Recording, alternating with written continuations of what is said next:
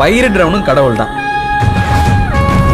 நாமெல்லாம் விவசாயின்னு காலரை தூக்கி விட்டுக்கிட்டு தெரியும்.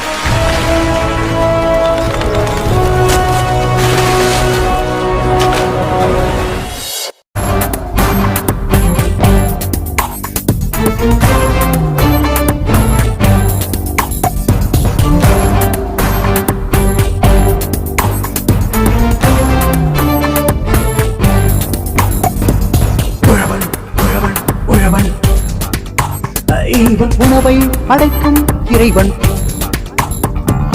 உழவன் உழவன் உழவன், ஏழை பசியை போக்கும் தலைவன். வள்ளுவன் வார்த்தை பொய்யானதே உழவனின் வாழ்க்கையிலே.